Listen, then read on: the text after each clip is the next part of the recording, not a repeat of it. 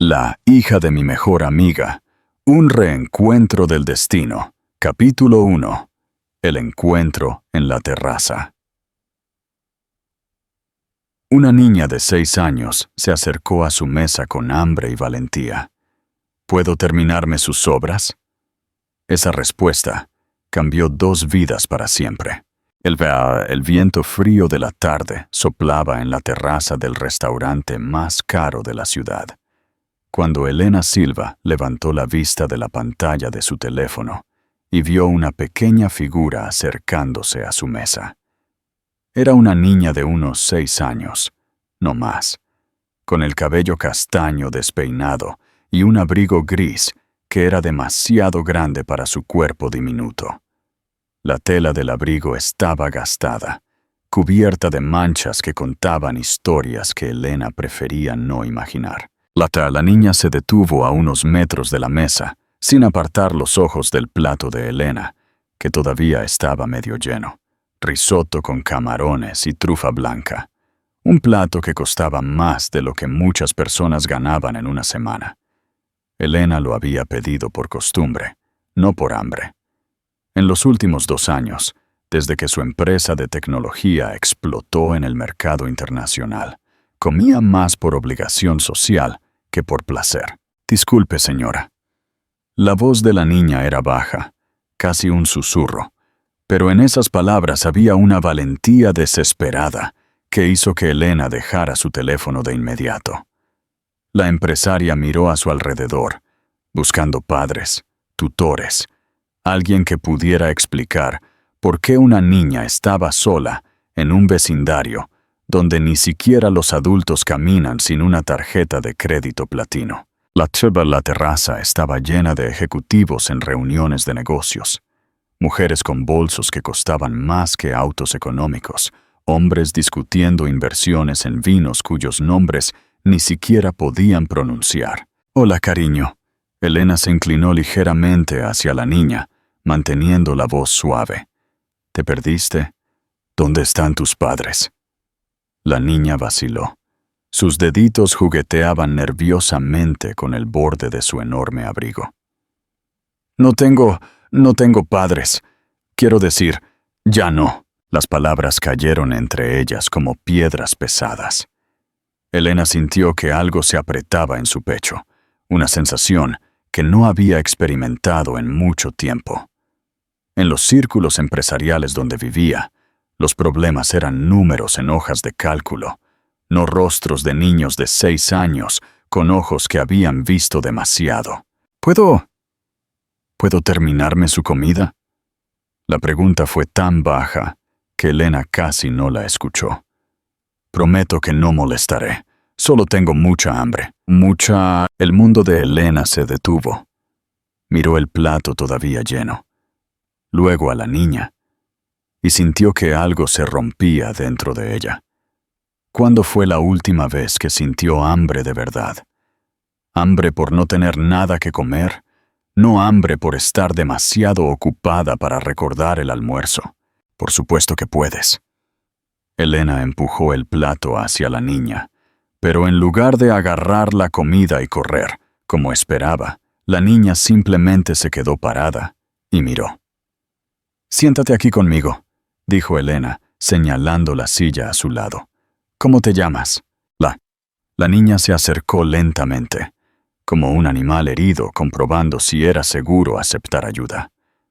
Cuando finalmente se sentó en la silla, que probablemente costaba más que todo lo que había visto en su vida, Elena pudo ver mejor su rostro. Y entonces su mundo se derrumbó por segunda vez en 5 minutos.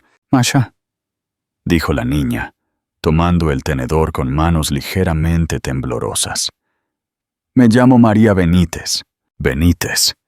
El apellido golpeó a Elena como un puñetazo en el estómago. Se agarró al borde de la mesa, tratando de procesar lo que había escuchado. Benítez.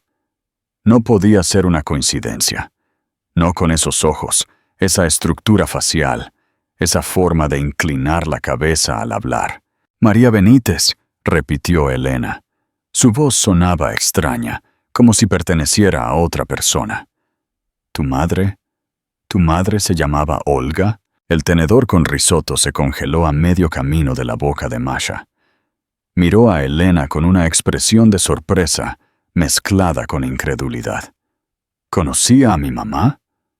La conocía. Elena cerró los ojos por un segundo, tratando de contener la ola de emociones que amenazaba con derribarla allí mismo, frente a 50 extraños ricos que no sabían que estaban presenciando el momento en que su mundo cambiaba para siempre. Olga Benítez había sido su mejor amiga en la universidad. Más que una mejor amiga, era una hermana del alma. La persona que conocía todos sus secretos, todos sus miedos, todos sus sueños imposibles. Juraron que serían las madrinas de los hijos de la otra, que sus familias estarían conectadas para siempre, pero la vida tenía otros planes. Después de graduarse, Elena se fue a la capital para perseguir el sueño de crear su propia empresa de tecnología. Olga se quedó en su ciudad natal, se casó con un hombre que a Elena nunca le gustó, y poco a poco perdieron el contacto. Las llamadas se volvieron menos frecuentes, las respuestas a los mensajes se retrasaron, hasta que finalmente el silencio se tragó una amistad que alguna vez pareció inquebrantable. La última vez que Elena habló con Olga fue hace 3 años. Olga estaba en el hospital, con una enfermedad grave, que los médicos no podían tratar adecuadamente. Llamó a Elena en medio de la noche, su voz débil, pero aún llena de la misma ternura de siempre. Elena, si algo me pasa, promete que cuidarás de Masha. Ella es todo lo bueno que tengo en este mundo. Elena, por supuesto, prometió. Prometió a través de las lágrimas que no podía contener. Prometió que siempre estaría allí para Olga y su hija. Pero cuando intentó visitarla en el hospital la semana siguiente, descubrió que Olga ya no estaba. Y cuando intentó encontrar a Masha a través de sus contactos, descubrió que la niña había desaparecido en el sistema.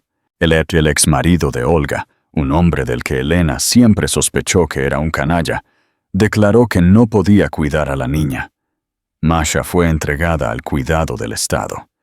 Y Elena, por más que lo intentó, nunca pudo encontrarla a través de los canales oficiales. Y ahora estaba aquí, la hija de su mejor amiga, pidiendo terminar las sobras de su almuerzo en una terraza donde una comida costaba más de lo que muchas familias gastaban en un mes entero.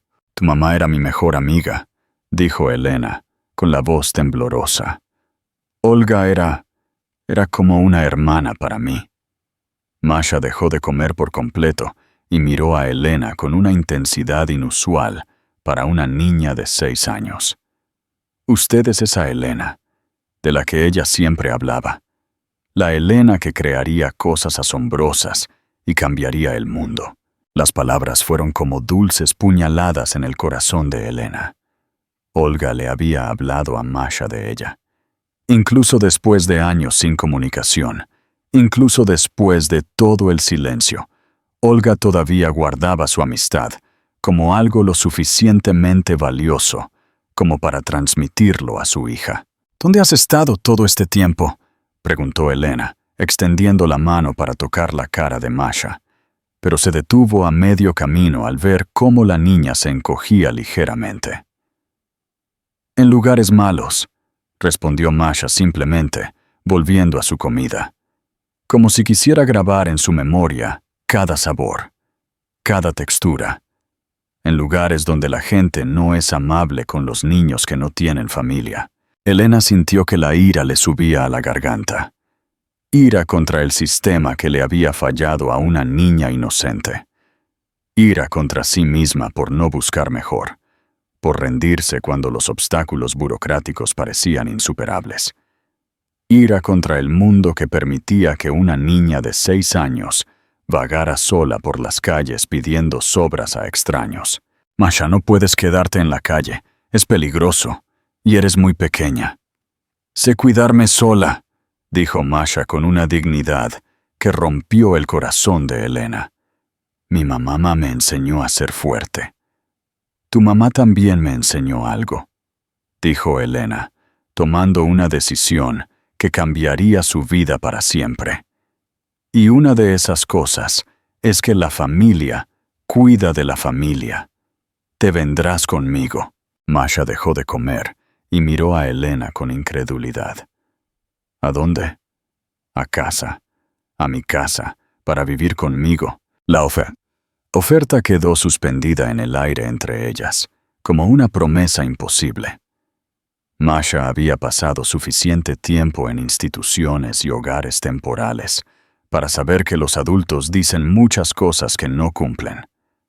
Pero había algo en los ojos de Elena, algo que vagamente le recordaba la mirada de su madre cuando prometía que todo estaría bien. «Usted no me conoce», dijo Masha con cautela. «Tal vez no le guste cuando me conozca mejor». Elena sintió que sus ojos se llenaban de lágrimas. «Masha, le prometí a tu mamá que cuidaría de ti. Me tomó 3 años encontrarte, pero ahora que te encontré, no dejaré que te vayas». Masha terminó el risotto en silencio, digiriendo la información. A su alrededor, la vida del restaurante continuaba. Los ejecutivos discutían fusiones, las damas de sociedad planeaban eventos benéficos, la gente vivía vidas donde el mayor problema era decidir qué vino maridar con qué queso importado. Nadie prestaba atención a la mesa, donde una de las empresarias más influyentes de la ciudad ofrecía un hogar a una niña de la calle. «¿Puedo llevar mi mochila?», preguntó Masha finalmente. «Por supuesto. ¿Dónde está?» «Escondida allá atrás». Masha señaló un rincón de la terraza que Elena no había notado antes. «Ahí están todas mis cosas importantes». Elena no preguntó cuántas cosas importantes podía tener una niña de 6 años que vivía en la calle.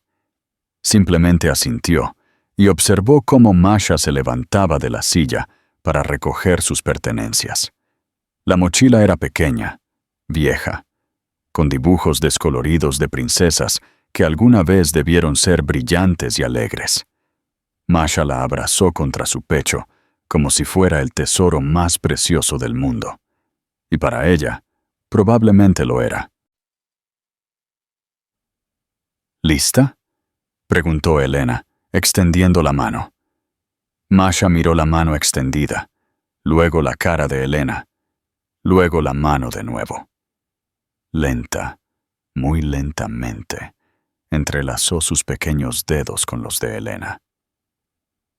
«Lista». Cuando se levantaron de la mesa, algunas personas en el restaurante finalmente miraron en su dirección. Elena podía imaginar lo que estaban pensando. Una rica ejecutiva con una niña claramente desfavorecida. Algunos sonreían, aprobando lo que les parecía un gesto de caridad. Otros fruncían el ceño, claramente incómodos con la presencia de alguien que no pertenecía a ese entorno. A Elena no le importaban todas esas miradas. Por primera vez en muchos años, estaba haciendo algo que realmente importaba. No estaba cerrando un trato millonario ni impresionando a inversores internacionales. Simplemente estaba cumpliendo la promesa hecha a la persona más importante de su juventud. «Elena», dijo Masha cuando llegaron al auto, «¿cree que mamá estaría feliz?» Elena se arrodilló en la acera para estar al nivel de Masha, sin importarle que su traje italiano de 3.000 euros tocara el asfalto sucio. «Creo que tu mamá estaría más que feliz. Creo que estaría orgullosa de la niña valiente en la que te has convertido. Y creo que sentiría alivio al saber que finalmente nos encontramos». Masha sonrió por primera vez desde que Elena la conoció.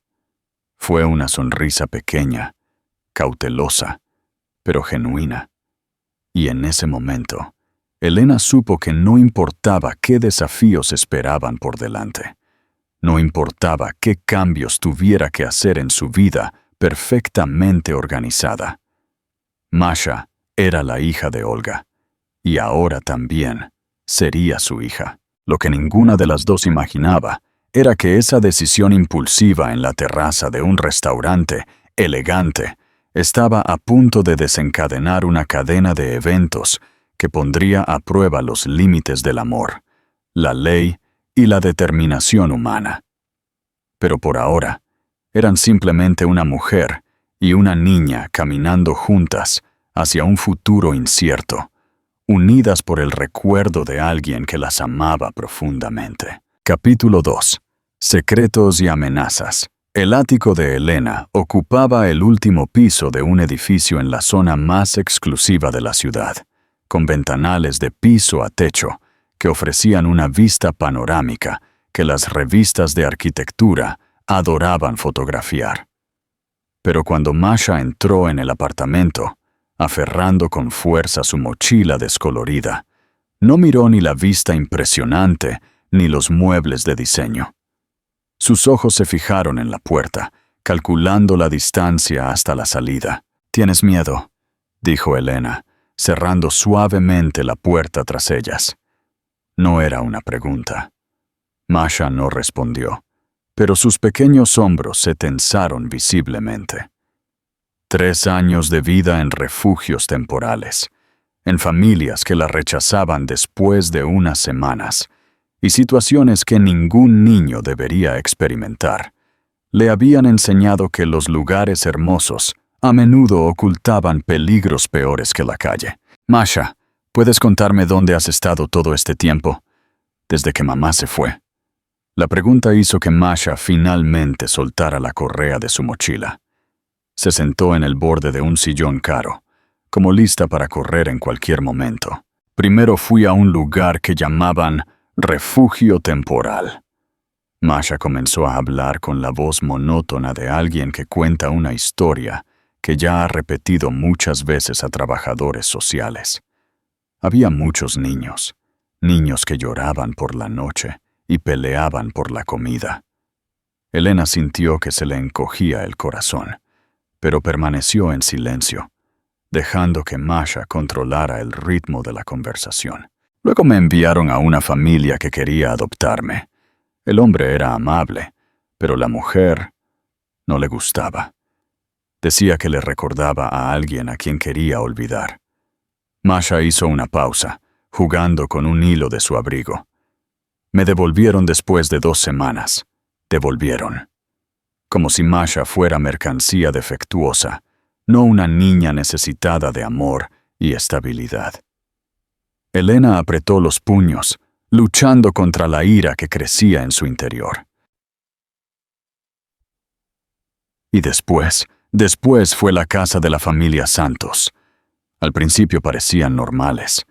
Tenían una casa grande, otros niños adoptados, pero Masha se calló. Y por primera vez desde que comenzó la historia, su voz tembló ligeramente. «¿Qué pasó allí, Masha?» «Me hacían trabajar mucho, limpiar toda la casa, cuidar a los niños más pequeños, cocinar. Cuando me quejaba o cuando estaba demasiado cansada, me encerraban en el sótano». Las palabras salían en un flujo rápido, como si Masha quisiera deshacerse de ellas lo antes posible. Y había un hombre que a veces visitaba esa casa. Nos miraba de una manera que me hacía querer esconderme. Elena sintió náuseas subiendo por su garganta. «Masha, ese hombre, ¿te hizo algo?» «A mí no, pero una noche se llevó a 2 de las niñas mayores. No volvieron más». Masha miró directamente a los ojos de Elena por primera vez. «Entonces me escapé. Tenía 7 años entonces. 7 años. Masha había vivido en la calle desde los 7 años, sobreviviendo sola en un mundo que debería haberla protegido». Elena se levantó bruscamente, acercándose a la ventana para ocultar las lágrimas que ya no podía controlar. «¿Cómo sobreviviste sola tanto tiempo?» «Mamá me enseñó cosas antes de irse. Me enseñó a leer, a contar dinero, a reconocer a las personas peligrosas». Masha abrió su mochila y sacó un objeto envuelto en tela. «Y me dejó esto». Era una caja de música antigua con la pintura descascarada, pero aún funcional.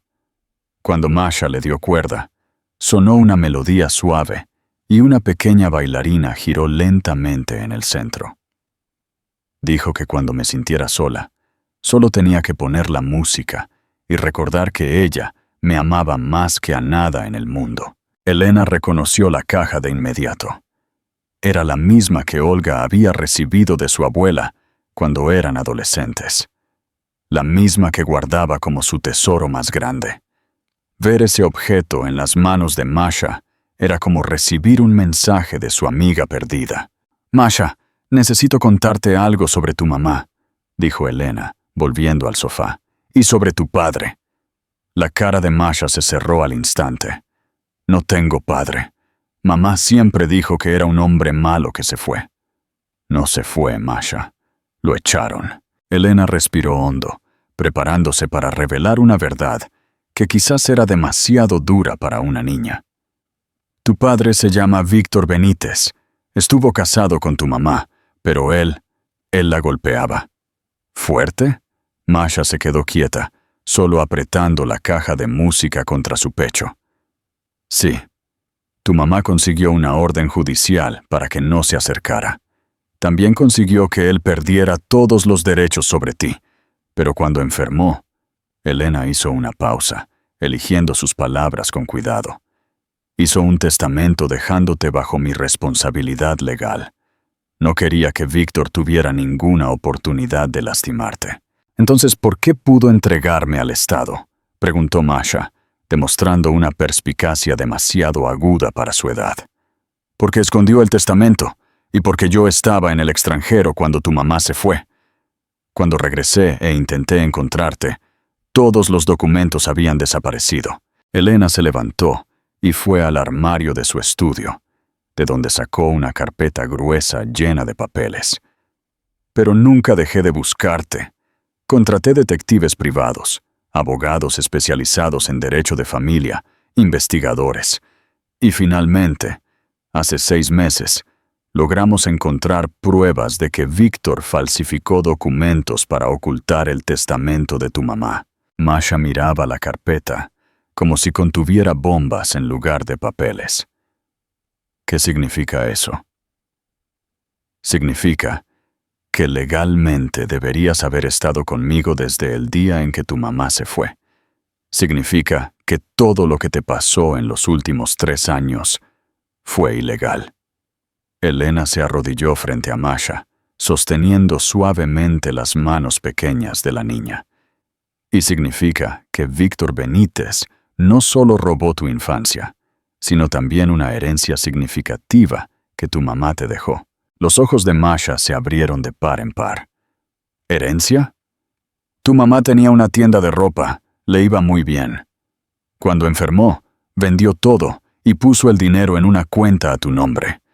Se suponía que sería para tu educación, tu futuro». Elena se detuvo, respirando hondo antes de continuar. Víctor encontró la manera de transferir todo ese dinero a sus cuentas. Robó más de $100,000 que te pertenecían. Masha guardó silencio durante varios minutos, procesando información que era demasiado compleja para cualquier niño. Cuando finalmente habló, su voz era diferente, más adulta, más decidida. «Lo hizo todo a propósito. Me puso en esos lugares, sabiendo que eran peligrosos». «Sí, y probablemente recibió dinero por ello». La revelación fue más dura de lo que Elena había planeado, pero Masha merecía la verdad. En ese momento, sonó el intercomunicador del apartamento. Elena frunció el ceño. No esperaba a nadie. Cuando contestó, la voz del conserje sonaba nerviosa. «Señora Elena, hay un hombre aquí abajo que dice ser el padre de la niña que subió con usted hoy. Exige hablar con usted y quiere llevarse a la niña». La sangre de Elena se heló. Miró a Masha, que se había puesto pálida como el papel. «Es él», susurró Masha. «Me encontró». Elena tomó el teléfono fijo y marcó un número que había memorizado durante meses de investigación sobre el caso de Masha. ¿Abogado Daniel Vargas? Soy Elena Silva. Él apareció. Víctor Benítez está en mi edificio ahora mismo. Exige llevarse a Masha. Se calló, escuchando las instrucciones del abogado. Entendido. No lo dejaré subir. Venga para acá ahora mismo. Cuando colgó, Masha temblaba visiblemente. ¿Me llevará de vuelta? Su voz era casi inaudible. No mientras yo viva, dijo Elena con una determinación que la sorprendió a ella misma. Masha, ¿confías en mí? Masha miró a los ojos de Elena, buscando signos de mentira, de falsedad, de las promesas vacías que tantos adultos le habían hecho antes. Pero todo lo que vio fue la misma determinación feroz que solía tener su mamá cuando la defendía. Confío. Entonces necesito que seas muy valiente. Vamos a tener que luchar por ti. Y puede que no sea fácil. El intercomunicador sonó de nuevo, esta vez con más insistencia. Señora Elena, el hombre se está poniendo agresivo. ¿Quiere que llame a seguridad? Elena presionó el botón del intercomunicador. Dígale que si no se va voluntariamente en 5 minutos, llamaré a la policía por allanamiento y amenazas. Se volvió hacia Masha, que apretaba la caja de música con tanta fuerza que sus nudillos estaban blancos. Masha, ¿hay algo que recuerdes de cuando tu mamá estaba casada con Víctor? ¿Algo que ella te contara? ¿O que vieras? Masha cerró los ojos, concentrándose. Hay una cosa. Mamá escondió algunos papeles importantes en un lugar que, según dijo, solo tú podrías encontrar. Elena sintió que su corazón se aceleraba. ¿Qué lugar? Dijo que está en el lugar donde ustedes dos escondían secretos cuando eran niñas. Elena se quedó perpleja por un momento. Luego el recuerdo la golpeó como un rayo. En el apartamento que compartían en la universidad, había un espacio hueco detrás de un enchufe en el dormitorio. Allí escondían dinero para emergencias y cartas de chicos que no querían mostrar a las otras compañeras. Masha, ¿tu mamá seguía viviendo en el mismo apartamento? Sí, pero Víctor vendió todo después de que ella se fue. Elena ya estaba tomando las llaves del coche. No se puede vender un apartamento entero. Necesito visitar urgentemente al inquilino actual. El intercomunicador sonó por tercera vez, pero ahora la voz era diferente. Señora Elena, soy Daniel Vargas. Subo. Unos minutos después, el abogado Daniel Vargas, uno de los mejores abogados de familia del país, estaba sentado en la sala de estar de Elena, explicando la situación legal de Masha en términos que ella pudiera entender. Masha, lo que hizo tu padre es un crimen. Falsificó documentos, escondió el testamento de tu mamá y te puso deliberadamente en situaciones peligrosas. Daniel tenía una voz tranquila que sosegó a la niña. Pero ahora que estás a salvo y tenemos pruebas, podemos arreglarlo todo. ¿Puede llevarme a la fuerza?, preguntó Masha. No mientras yo te represente. Y especialmente no con las pruebas que tenemos.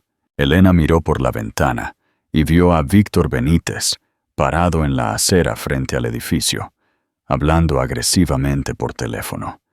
Era un hombre de apariencia común, pero había algo en su postura que irradiaba una violencia contenida. Daniel, ¿cuánto tiempo tenemos antes de que pueda emprender acciones legales? Con suerte, unas semanas. Pero, Elena, el abogado la miró seriamente. Tienes que estar preparada. No se rendirá fácilmente. Hay mucho dinero en juego, y hombres como Víctor Benítez son peligrosos cuando se sienten acorralados. Masha se acercó a la ventana y miró al hombre en la acera. Después de 3 años de huir, finalmente había encontrado a alguien dispuesto a luchar por ella. Pero sabía que la batalla apenas comenzaba. Elena, dijo, todavía mirando por la ventana, ¿Prometes que no me abandonarás cuando las cosas se pongan difíciles? Elena se arrodilló junto a Masha y apretó con fuerza sus manitas.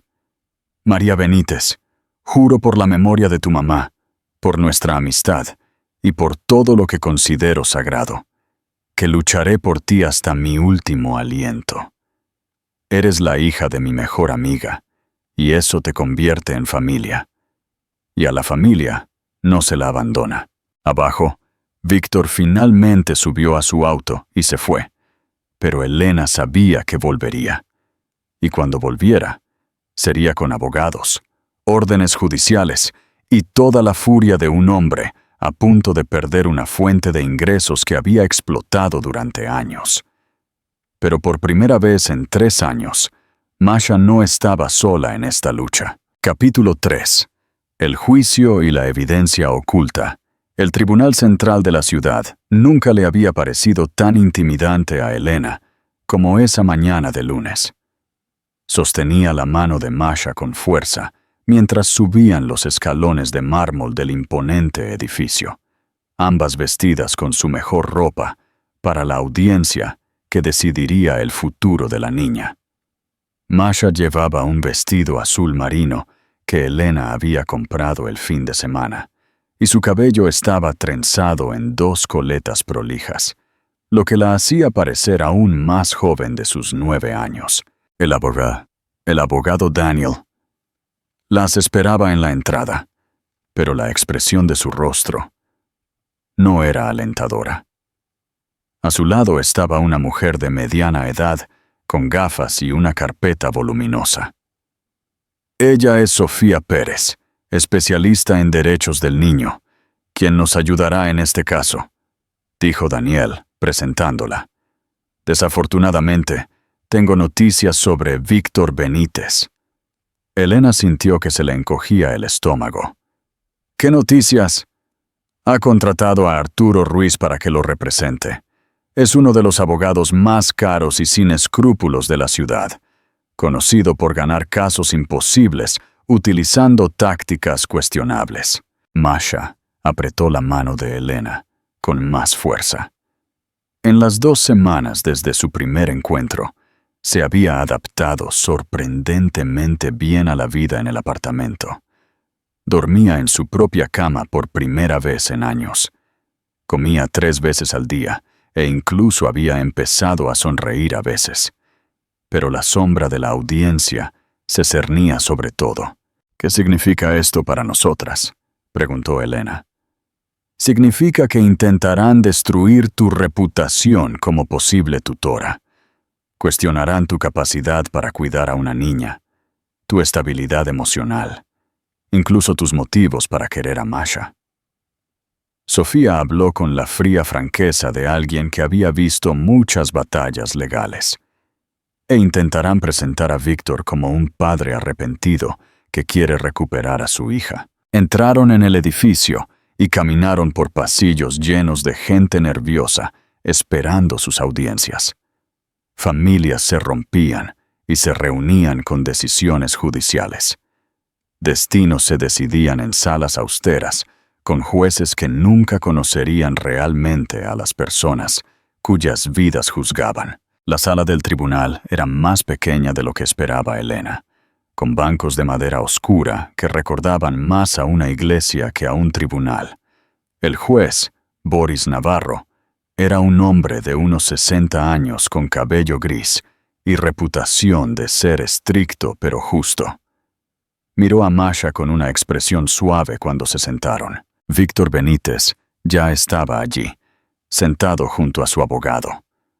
Era la primera vez que Elena lo veía en persona, y le sorprendió lo ordinario, casi simpático, que parecía.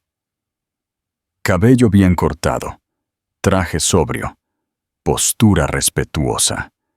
Si ella no supiera la verdad sobre él, pensaría que era simplemente un padre preocupado tratando de recuperar a su hija. Señor Benítez, comenzó el juez, usted afirma tener la patria potestad sobre la menor María Benítez y que fue sustraída de su cuidado ilegalmente. ¿Puede explicar las circunstancias? Arturo Ruiz se puso de pie, su voz llena de una indignación cuidadosamente calculada. Su señoría, mi cliente es víctima de una situación terrible. Cuando su ex esposa falleció, se quedó solo, aplastado por la pérdida, sin las condiciones emocionales para cuidar adecuadamente a una niña pequeña. En un momento de debilidad y desesperación, tomó la dolorosa decisión de entregar temporalmente a Masha al cuidado del Estado. Elena sintió náuseas al escuchar esta versión distorsionada de los hechos. Ahora, después de 3 años de terapia y recuperación personal, mi cliente está listo para asumir sus responsabilidades parentales. Descubrió que Masha fue sacada del sistema de protección sin la debida autorización judicial y está siendo retenida por la señora Elena Silva sin ninguna base legal. El abogado hizo una pausa dramática antes de continuar. Cuestionamos los motivos de la señora Silva, una mujer soltera, obsesionada con el trabajo, sin experiencia con niños, que decide impulsivamente adoptar a una niña encontrada en la calle. Esto plantea serias preguntas sobre sus verdaderas intenciones. Elena se levantó involuntariamente, pero Daniel la tiró de vuelta al asiento con una mirada de advertencia. Abogado Daniel, ¿cuál es la posición de su clienta?, preguntó el juez. Su señoría, tenemos pruebas de que el señor Benítez falsificó documentos para ocultar el testamento de Olga Benítez, que nombraba claramente a Elena Silva como tutora legal de Masha.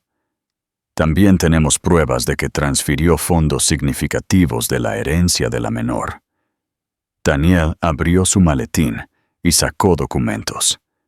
Además, tenemos testimonios de que Masha fue puesta deliberadamente en situaciones de riesgo y que el señor Benítez posiblemente se beneficiaba de ello. Arturo Ruiz se puso de pie de inmediato. Protesto, su señoría. Esta es una acusación grave sin la debida fundamentación. Mi cliente nunca pondría en peligro a su hija. Masha puede decirlo ella misma, respondió Daniel con calma. El juez miró a Masha, que estaba sentada en silencio entre Elena y Sofía, apretando con fuerza su caja de música. Masha, ¿te gustaría contarme dónde has estado estos últimos años? Masha miró a Elena, quien asintió para animarla. La niña se levantó lentamente. Sus pies apenas tocaban el suelo cuando se sentó en el estrado de los testigos. No quiero volver con él, dijo. Su voz era baja pero clara. Y él me puso en lugares malos a propósito. ¿Qué tipo de lugares malos?, preguntó suavemente el juez. Lugares donde la gente golpeaba a los niños, donde hombres venían por la noche y se llevaban a las niñas, donde me obligaban a trabajar de la mañana a la noche y me encerraban en el sótano cuando no podía aguantar más. Víctor se levantó bruscamente. «Está mintiendo. Son fantasías de una niña traumatizada». «Señor Benítez, siéntese», ordenó el juez con firmeza. Masha continuó, ahora con más confianza. «Mi mamá me dijo que él la golpeaba. Me enseñó los moretones y le hizo prometer a Elena que cuidaría de mí si algo le pasaba». «¿Recuerdas a Elena de cuando eras más pequeña?», preguntó el juez. Mamá hablaba de ella todo el tiempo. Decía que Elena era la hermana que nunca tuvo y que si algún día necesitaba ayuda, ella me ayudaría. Masha miró directamente a Víctor por primera vez. Ella nunca habló de ti. Solo dijo que eras un hombre malo que se fue para siempre. Arturo Ruiz se levantó de nuevo. Su señoría, está claro que una niña que ha sobrevivido a traumas ha desarrollado fantasías para explicar situaciones que no comprende completamente. No son fantasías. Una nueva voz resonó en la sala. Todos se giraron. Una mujer de unos 40 años estaba parada en la entrada de la sala, sosteniendo una carpeta. Elena la reconoció de inmediato. Era Natalia Ibáñez, la trabajadora social que trabajaba con casos de niños en riesgo. Disculpe, su señoría. Soy Natalia Ibáñez, trabajadora social. Trabajé directamente con el caso de Masha Benítez hace 2 años y tengo información importante.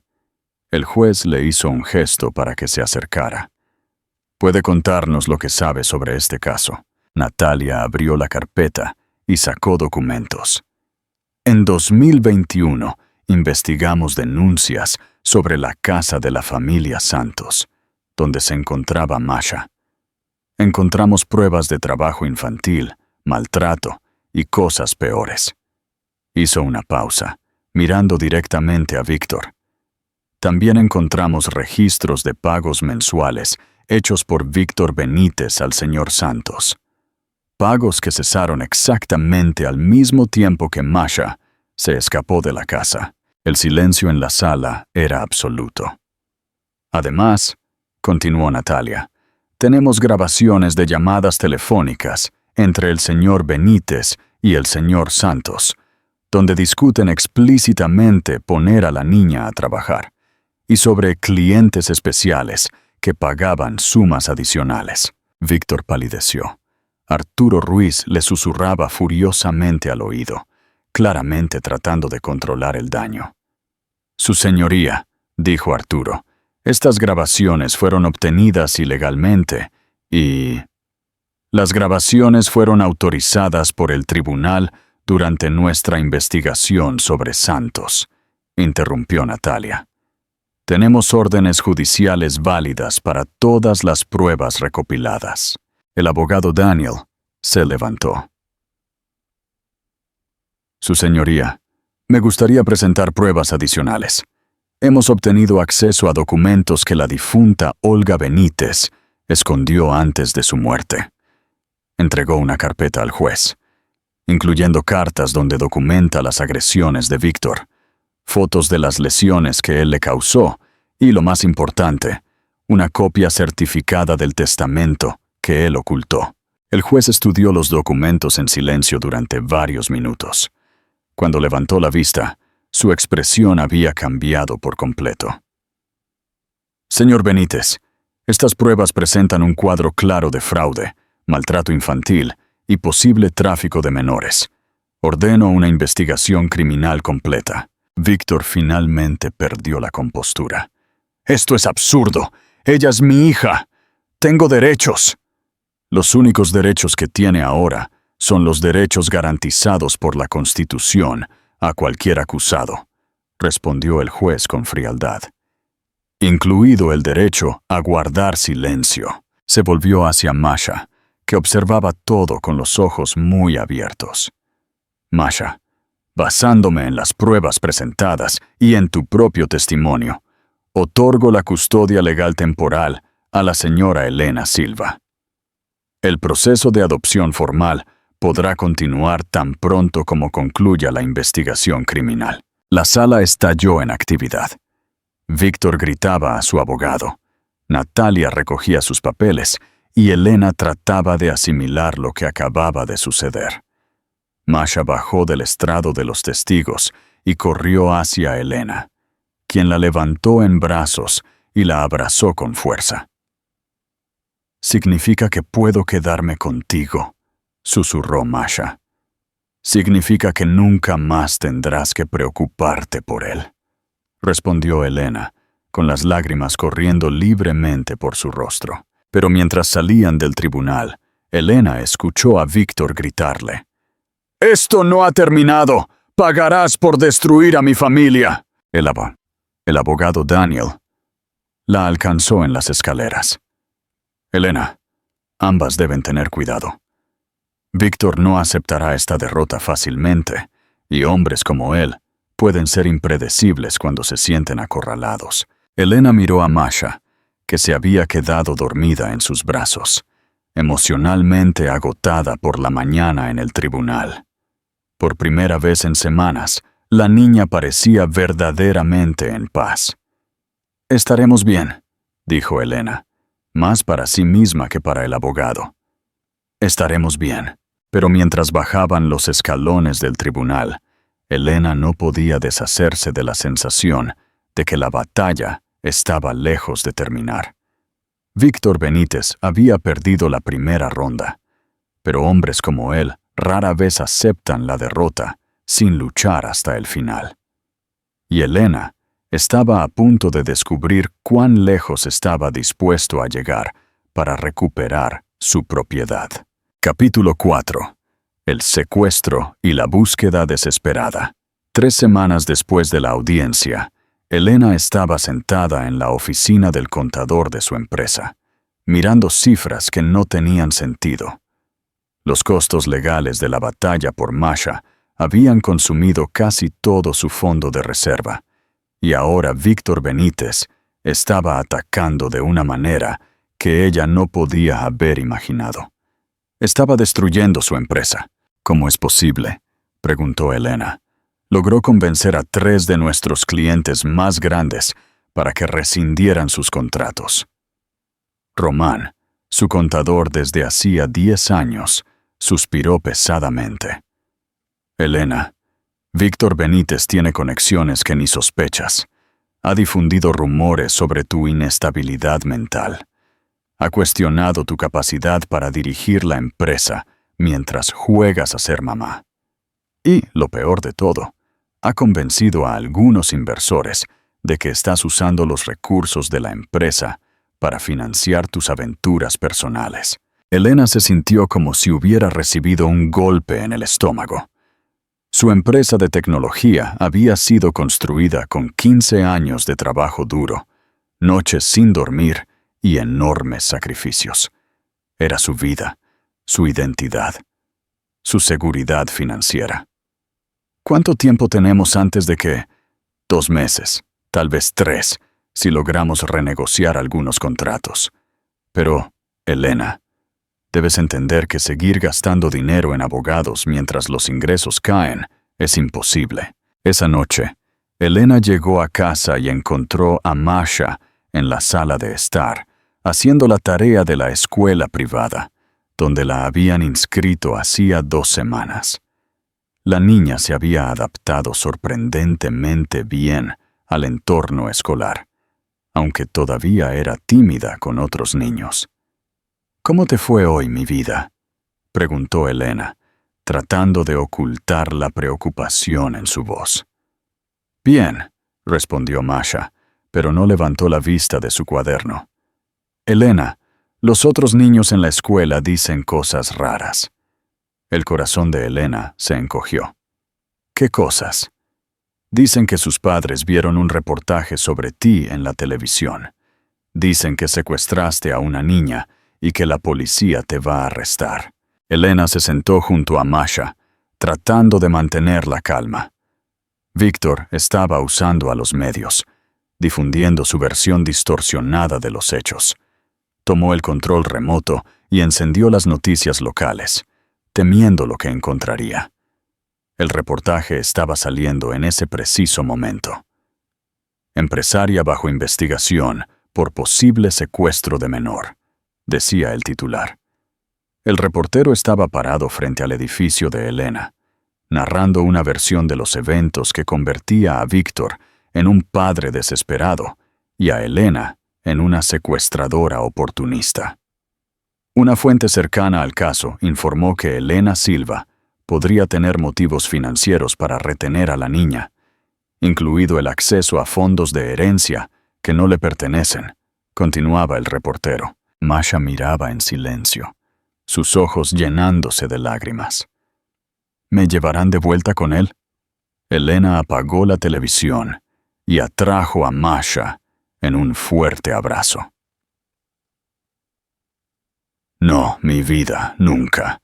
No importa lo que me pase a mí, no volverás con ese hombre. Pero las palabras sonaban vacías incluso para sus propios oídos. Si perdía su empresa, ¿cómo pagaría a los abogados? ¿Cómo mantendría a Masha si Víctor lograba poner a la opinión pública en su contra? El teléfono sonó. Era el abogado Daniel, y su voz estaba tensa. Elena, tenemos problemas.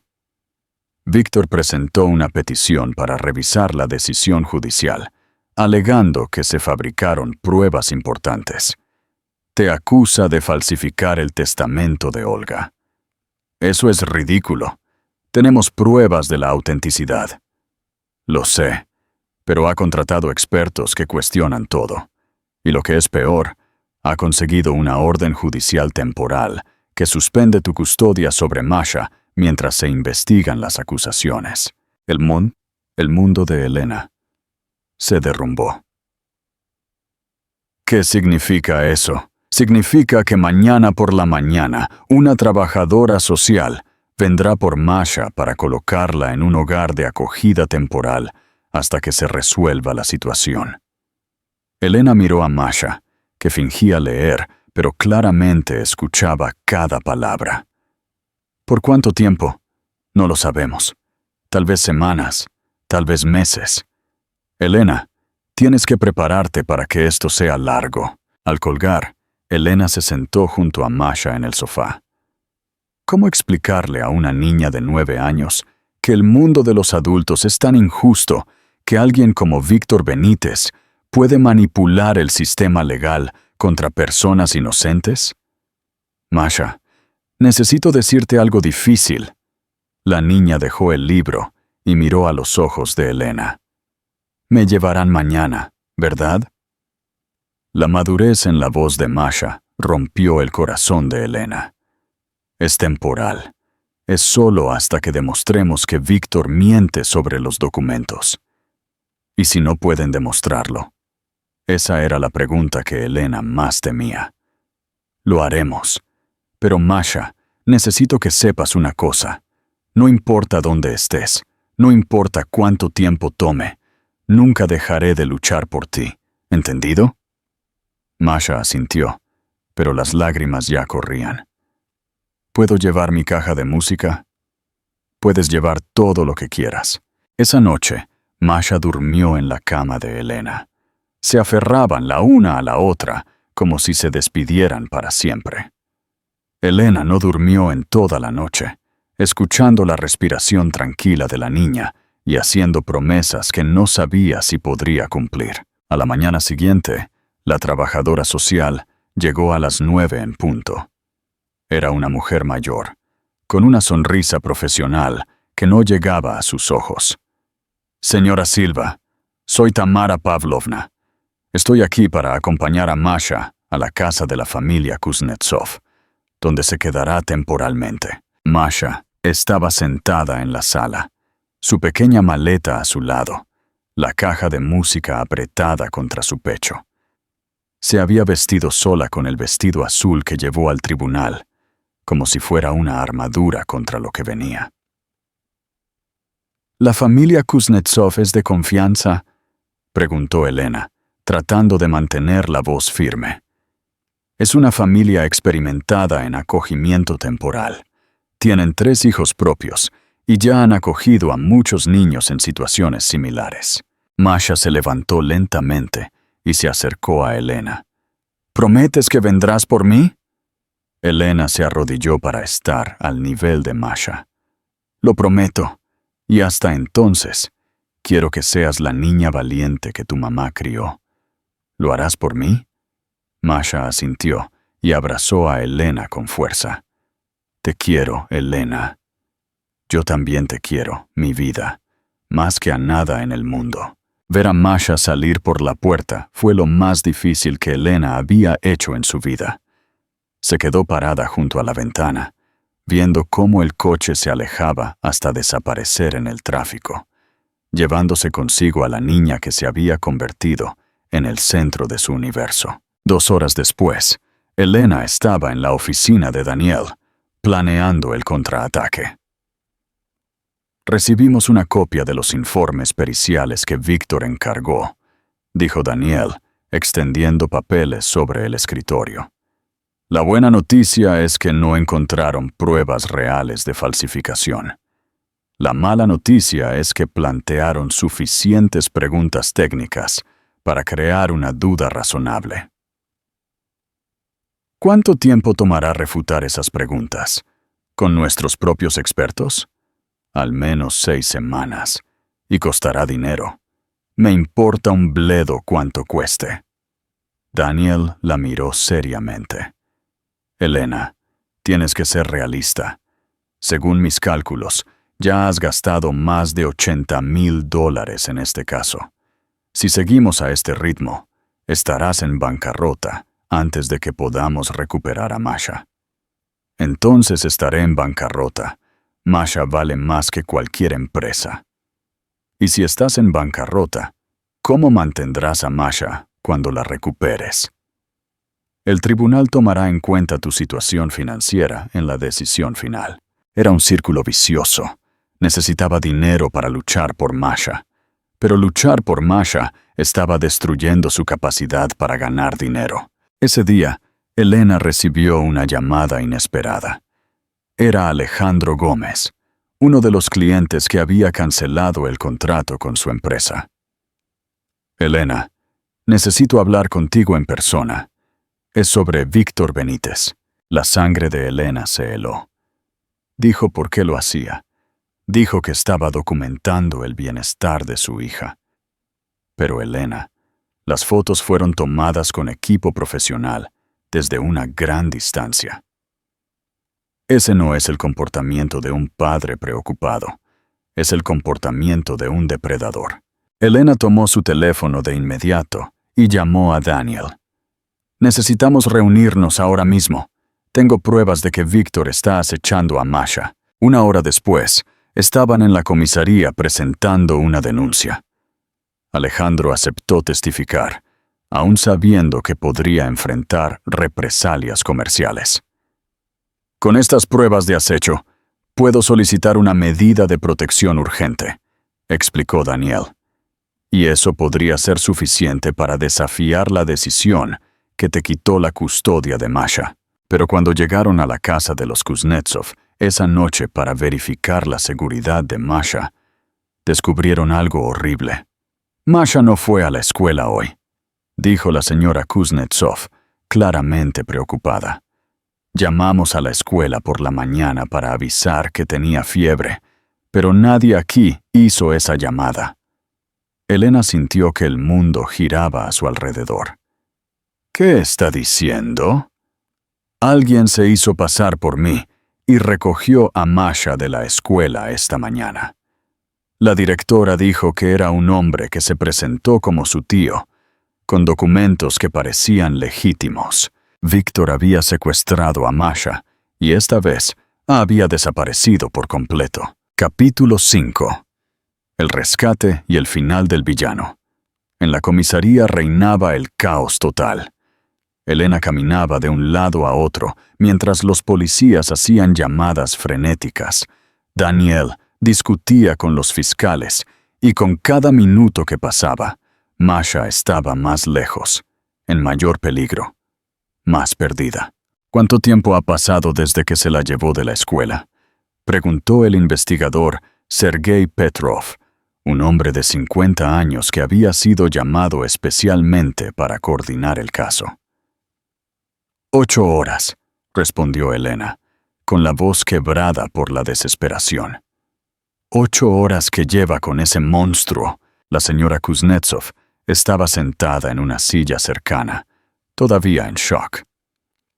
Debía haber sospechado cuando la escuela llamó con la cancelación. Debía haber devuelto la llamada para confirmar. «No es su culpa», dijo Elena automáticamente, pero por dentro gritaba. ¿Cómo había conseguido Víctor documentos lo suficientemente convincentes para engañar a la escuela? ¿Cómo sabía exactamente qué decir? ¿Cómo actuar? Daniel se acercó con el teléfono en la mano. Logramos rastrear el coche que usó. Las cámaras de seguridad mostraron que salió de la ciudad por la autopista M4, en dirección sur. ¿A dónde podría haber ido?, preguntó el investigador. Víctor tiene una hermana en el sur, y sabemos que tiene contactos en otras ciudades a través de sus negocios turbios, respondió Daniel, consultando sus notas. Elena se dejó caer pesadamente en una silla, sus piernas finalmente cediendo bajo el peso de la desesperación. Podría estar sacándola del país. Elena, respire, dijo el investigador con firmeza. Hombres como Víctor Benítez no actúan impulsivamente. Planeó esto meticulosamente, lo que significa que tiene un destino específico. Y eso nos da pistas para encontrarlo. El teléfono del investigador sonó. Contestó rápidamente, tomando notas mientras escuchaba. Acaban de encontrar su coche, abandonado en una gasolinera a 100 kilómetros de aquí. Pero las cámaras de vigilancia muestran cómo transfiere a Masha a otro vehículo. ¿Qué vehículo?, preguntó Elena, poniéndose de pie de un salto. Una furgoneta blanca, sin placas visibles. Pero tenemos una pista mejor. El empleado de la gasolinera reconoció a Víctor. Dijo que había parado allí varias veces en las últimas semanas, siempre preguntando por rutas a pequeños pueblos en el interior. Daniel se acercó con urgencia. Lena recibió una llamada extraña. Alguien intentó acceder a las cuentas bancarias de Masha esta tarde. Las transferencias fueron bloqueadas por el banco, pero confirma que Víctor está tratando de llegar a su herencia. ¿Eso es bueno o malo? Es bueno porque significa que todavía la necesita viva y sin daños visibles para convencer a las autoridades de que es el padre legítimo. Es malo porque confirma que no tiene intención de devolverla. En ese momento, una joven policía corrió hacia ellos. «Investigador, tenemos una llamada. Una niña pidiendo ayuda desde un teléfono público en el pueblo de Sosnovka». Todos se giraron de inmediato. Sosnovka era un pequeño pueblo a 150 kilómetros de allí. ¿Dijo su nombre?, preguntó el investigador. Dijo que se llamaba Masha y que un hombre malo se la llevó de su casa. La llamada se cortó antes de que obtuviéramos más información, pero logramos localizar el teléfono público. Elena ya estaba tomando las llaves del coche. «Voy para allá ahora mismo». «Elena, espere», dijo el investigador. «Si es realmente Víctor, podría estar armado, podría estar desesperado. No puede ir sola. Entonces venga conmigo, pero voy para allá con o sin usted». 2 horas después, una caravana de coches de policía conducía por una carretera oscura hacia Sosnovka. Elena estaba sentada en el asiento del pasajero del coche del investigador, apretando su teléfono, rezando para que sonara con noticias de Masha. «Elena», dijo el investigador mientras conducía, «debo prepararla para la posibilidad de que cuando encontremos a Masha, ella sea diferente». ¿Diferente cómo? Los niños que pasan por situaciones traumáticas como un secuestro pueden desarrollar comportamientos regresivos, pueden volverse mudos, pueden tener miedo de los adultos, incluso de aquellos a quienes aman. Elena miró por la ventana al paisaje oscuro que pasaba volando. Masha es fuerte. Sobrevivió 3 años en la calle. Sobrevivió a Víctor antes. Sobrevivirá a esto también. Pero por dentro estaba aterrorizada. ¿Y si Víctor le había hecho algo horrible a Masha? ¿Y si la niña nunca volvía a confiar en ella? ¿Y si? El teléfono del investigador interrumpió sus pensamientos. «Encontraron la furgoneta», dijo al colgar, «abandonada detrás de una iglesia en la entrada del pueblo. Pero no hay rastro de Víctor ni de Masha». Cuando llegaron a Sosnovka, el pequeño pueblo estaba en estado de alerta. La policía local había bloqueado las salidas y voluntarios peinaban las calles buscando a una niña de 9 años y a un hombre de 40. El teléfono público está allí. El oficial local señaló una vieja cabina junto a la plaza central. Obtuvimos imágenes de la cámara de seguridad del banco de enfrente. Es definitivamente la misma niña de la foto que nos enviaron. Elena caminó hacia la cabina telefónica, como si pudiera sentir la presencia de Masha allí. ¿A dónde podrían haber ido a pie? En este pueblo hay muchas casas abandonadas, terrenos aislados, lugares donde alguien puede esconderse durante días sin ser visto, explicó el oficial. Fue entonces cuando Elena lo escuchó. Un sonido débil, casi imperceptible, proveniente de la dirección de la iglesia, detrás de la cual se encontró la furgoneta. El sonido de una caja de música. ¿Oyen eso?, preguntó ella, ya corriendo en dirección al sonido. La música se detuvo. Luego comenzó de nuevo. Era una señal. Masha estaba tratando de comunicarse de la única manera que podía. Siguieron el sonido a través de un terreno baldío detrás de la iglesia. Luego por un sendero estrecho que conducía a una casa abandonada en el fondo del lote. La música se volvía más clara con cada paso. «Rodeen la casa», susurró el investigador por la radio. «Sospechoso armado, rehén menor de edad, dentro». Elena quería correr directamente hacia la casa, pero 2 policías la sujetaron con fuerza. «Si la ve, puede entrar en pánico y lastimar a Masha», explicó uno de ellos. El investigador se acercó con cuidado a la puerta principal, arma en mano. «Víctor Benítez, policía. Sabemos que está ahí». El sonido de la caja de música se detuvo abruptamente. «¡No se acerquen!», la voz de Víctor llegó desde adentro, llena de desesperación e ira. «Es mi hija. Tengo derecho a llevarla lejos de esa mujer loca». «Víctor, nadie quiere hacerle daño. Solo queremos que Masha esté a salvo». «Ella está a salvo conmigo. Soy su padre». «¡Víctor!», gritó Elena, incapaz de contenerse más. «Estás asustando a Masha. Es una niña. No tienes derecho. Tú robaste a mi hija. Destruiste mi vida». Hubo un largo silencio. Luego, la pequeña voz de Masha resonó desde la casa. «Elena, ¿eres tú? Estoy aquí, mi vida. Todo va a estar bien. Ella no quiere quedarse conmigo». La voz de Víctor sonaba rota ahora. «No deja de llorar. No deja de llamarte. Soy su padre, pero ella me mira como si fuera un monstruo». «Víctor», dijo el investigador más suavemente, «usted no es un monstruo, pero Masha necesita volver a casa». «Saben que esto está mal. Ya no tengo nada», respondió Víctor, y ahora había lágrimas en su voz. «Perdí mi negocio. Me van a meter preso. No tengo familia. Ella era todo lo que me quedaba de Olga». «Víctor», dijo Elena, acercándose a la puerta en contra de las órdenes de los policías. «Olga nunca quiso que Masha sufriera. Tú lo sabes. Si realmente amas a esta niña, déjala ir». La puerta se abrió lentamente. Víctor apareció en el marco, con las manos vacías, el rostro devastado. Detrás de él, Masha estaba acurrucada en un rincón, sosteniendo la caja de música como un escudo. «Masha», dijo Elena suavemente, «ven aquí, mi vida».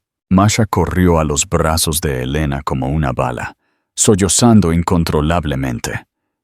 «Sabía que vendrías por mí. Lo sabía». Víctor se rindió sin resistencia. Las esposas se cerraron alrededor de sus muñecas, mientras murmuraba disculpas que llegaban demasiado tarde. «Perdón, Masha. Perdón por todo». Masha se giró en los brazos de Elena para mirar a Víctor. «Tú no eres mi padre», dijo con una claridad sorprendente para una niña de 9 años. «Mi mamá decía que un padre es el que cuida, el que protege, el que ama.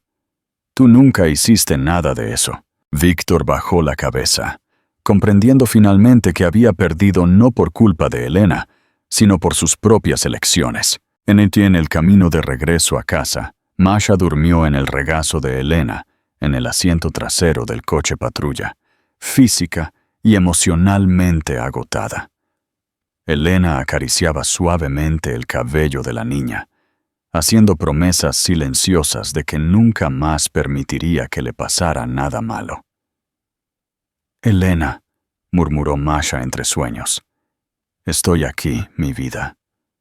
Cuando estemos en casa otra vez, ¿me enseñarás a hacer esas galletas que mi mamá te hacía para ti cuando eran pequeñas?» Elena sonrió a través de las lágrimas. «Te enseñaré todo lo que sé, Masha, todo lo que mi mamá me enseñó, todo lo que tu mamá te habría enseñado. ¿Y nunca más te irás?» «Nunca más, lo prometo». Pero cuando llegaron a la ciudad, les esperaba una sorpresa desagradable. Los medios se habían enterado del secuestro, y la casa de Elena estaba rodeada de periodistas y cámaras de televisión. «¿Cómo entramos sin traumatizar más a Masha?», preguntó Elena al investigador. «Entraremos por el garaje, y Elena necesita estar preparada. Después de todo lo que ha pasado, habrá mucho interés mediático, investigaciones, juicios. Su vida estará bajo el escrutinio público por un tiempo». Elena miró a Masha, que se despertaba lentamente en sus brazos. «No me importan los medios, no me importan los juicios. Lo único que importa es que Masha está a salvo». Pero no tenía idea de cómo los próximos meses pondrían a prueba esa determinación de todas las formas posibles. Capítulo 6. La reconstrucción y el legado de Olga. 6 meses después del secuestro, Elena estaba sentada en el porche de una casa sencilla que había alquilado en las afueras, observando a Masha jugar en el pequeño pero acogedor patio con Doki, un perro callejero que habían adoptado la semana anterior. El lujoso ático se había vendido para pagar las deudas acumuladas durante la batalla legal. Pero, extrañamente, Elena nunca se había sentido más en casa. «Elena, ¿puedes ayudarme con las matemáticas?», gritó Masha desde el patio, corriendo hacia el porche con Doki pisándole los talones. «Claro, mi vida. Primero ven acá, dame un abrazo». Masha se lanzó a los brazos de Elena, todavía con la energía infinita de una niña de 9 años, pero ahora con la seguridad de quien sabe que es amada incondicionalmente. Las pesadillas posteriores al secuestro habían durado 2 meses, pero con terapia y mucho amor, Masha estaba floreciendo de una manera que sorprendía incluso a los psicólogos. «¿Sabes cuál es mi parte favorita del día?», preguntó Masha, acomodándose en el regazo de Elena. «¿Cuál?». «Cuando me despierto por la mañana y tú estás ahí». «¿Siempre?». «Ni en los días malos, ni cuando te preocupas por el dinero, ni cuando estás triste. Tú siempre estás ahí». Elena sintió que sus ojos se llenaban de lágrimas, como sucedía a menudo en los últimos meses. «¿Y sabes cuál es mi parte favorita?», preguntó Elena. «¿Cuál?». «Todos los momentos, desde que me despierto hasta que me duermo, porque en todos estás tú».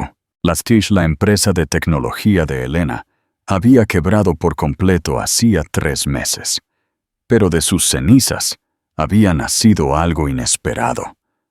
Con el dinero restante de la venta de activos, había creado una pequeña firma de consultoría especializada en ayudar a otras empresas tecnológicas. El trabajo era menos glamuroso, los ingresos eran menores, pero por primera vez en años, Elena tenía un equilibrio entre su vida personal y profesional. «Elena», dijo Masha, jugando con su cabello, «¿te arrepientes de haberme conocido ese día en el restaurante?». La pregunta golpeó a Elena como un puño. «María Benítez, ¿por qué preguntas eso?». «Porque perdiste tu gran empresa, tu casa bonita, tu coche caro, todo por mi culpa». Elena se acomodó para mirar directamente a los ojos de Masha. «Mi vida, antes de conocerte, tenía muchas cosas, pero no tenía vida. Tenía dinero, pero no tenía amor. Tenía éxito, pero no tenía un propósito». Hizo una pausa, eligiendo sus palabras con cuidado. Tú no hiciste que perdiera nada. Tú hiciste que ganara todo lo que realmente importa. Incluso cuando tengo pesadillas y me despierto llorando, especialmente cuando tienes pesadillas y puedo abrazarte hasta que pasen. Incluso cuando rompí tu jarrón favorito la semana pasada, era solo un jarrón, Masha. Tú eres irreemplazable. Incluso siempre. Elena la interrumpió besándole la frente. Y ahora vamos a hacer esas matemáticas antes de que oscurezca. Estaban resolviendo problemas de multiplicación en la mesa de la cocina cuando sonó el teléfono. Era el abogado Daniel, quien se había convertido en algo más que un abogado para ellas. Era casi parte de la familia. Elena, tengo noticias sobre Víctor, dijo, y en su voz había una mezcla de satisfacción y alivio. Lo condenaron.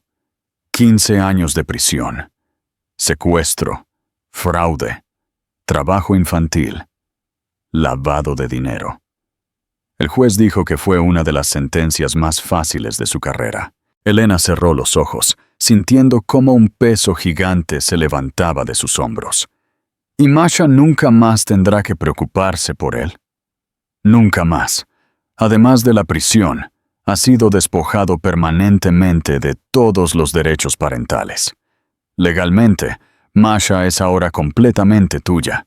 Cuando Elena colgó, Masha la miró con curiosidad. Era sobre él, ¿verdad? Sí, y nunca más tienes que preocuparte. Se acabó para siempre. Masha asintió seriamente. Luego volvió a su tarea de matemáticas, como si la noticia fuera solo un detalle menor en la nueva vida que habían construido juntas. La semana siguiente, Elena recibió una llamada inesperada. Era Natalia Ibáñez, la trabajadora social que había testificado en el tribunal meses atrás. Elena, tengo una propuesta para ti. El municipio está creando un programa piloto para ayudar a niños en riesgo y queremos que seas la coordinadora. Natalia, no tengo formación en trabajo social. Tienes algo mejor. Tienes experiencia real. Luchaste contra el sistema. Conoces sus fallas. Y lo más importante, sabes lo que funciona y lo que no cuando se trata de darle un hogar a un niño. Elena vaciló. ¿El salario será suficiente para mantener a Masha decentemente? Será un salario estatal, así que no se parecerá a lo que ganabas antes, pero será estable y el trabajo será realmente significativo. Estarás ayudando a otros niños como Masha. Esa noche, Elena habló con Masha sobre la propuesta. ¿Quieres ayudar a otros niños como yo?, preguntó Masha. Quiero, pero solo si no te importa. Algunos de estos niños pueden tener problemas graves. Pueden necesitar quedarse en nuestra casa a veces. Masha pensó por un momento. Cuando estaba sola en la calle, siempre soñaba con que alguien como tú apareciera para ayudarme. Si puedes ser esa persona para otros niños, creo que debes hacerlo. ¿Estás segura? Segura. Pero puedo poner una condición. Cualquiera. Yo también quiero ayudar. Sé lo que es ser una niña asustada y tal vez pueda ayudarlos a no tener tanto miedo. Un año después, la casa de Elena y Masha se había convertido en algo mucho más grande que una simple vivienda. Era un refugio, un puerto seguro, un lugar donde los niños en riesgo podían quedarse temporalmente mientras se resolvían sus situaciones. Masha se había convertido en la hermana mayor no oficial de docenas de niños que pasaron por allí.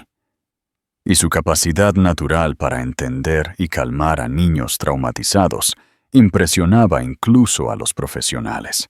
Elena, Katia tiene otra pesadilla, dijo Masha, apareciendo en la puerta del dormitorio de Elena a las 2 de la mañana. Katia tenía 6 años y la habían sacado de una situación de violencia doméstica la semana anterior. Era la tercera noche consecutiva que se despertaba gritando. ¿Quieres que vaya a hablar con ella?, preguntó Elena, ya levantándose. No hace falta. Sé qué hacer. Masha desapareció por el pasillo y regresó unos minutos después. Le presté mi caja de música. Le expliqué que siempre que tenga miedo, solo tiene que poner la música y recordar que hay gente que se preocupa por ella. Elena atrajo a Masha en un fuerte abrazo. «Sabes que eres increíble, ¿verdad? Aprendí de la mejor». A la mañana siguiente, Katia estaba en la cocina ayudando a Masha a hacer tortitas, sonriendo por primera vez desde su llegada. La caja de música estaba a su lado en la encimera, tocando suavemente la melodía que había consolado a Masha durante tantos años. «Elena», dijo Katia tímidamente, «Masha dijo que me ayudarías a encontrar una nueva familia». «Lo haré, cariño. Una familia que te amará mucho. Una familia como nosotras dos». Elena miró a Masha, quien sonrió y asintió. «Exactamente, como nosotras dos». 2 años pasaron volando como una película en avance rápido. La casa siempre llena de risas infantiles, lágrimas de alivio de padres recuperando a sus hijos, y momentos de pura alegría cuando un niño era colocado en una familia permanente. Masha creció no solo en estatura, sino en sabiduría, compasión y liderazgo natural. «Elena, cuando sea grande, quiero hacer lo mismo que tú», dijo Masha una tarde, después de ayudar a una niña de 5 años a adaptarse a la casa. «¿Por qué, mi vida?» «Porque me mostraste que la familia no se trata de sangre o apellidos. Se trata de elegir amar a alguien todos los días, incluso cuando es difícil». En un domingo soleado, Elena estaba en el patio observando cómo Masha enseñaba a un grupo de niños más pequeños a cuidar el huerto que habían plantado juntos. La niña de 9 años, que una vez pidió terminar las obras en un restaurante caro, se había transformado en una joven de 12 años que irradiaba confianza, bondad y esperanza. El teléfono sonó. Era Alejandro Gómez, el empresario que había ayudado a exponer a Víctor años atrás. «Elena, sé que no aceptas donaciones para el programa, pero quería hacer otra propuesta». «¿Qué propuesta?»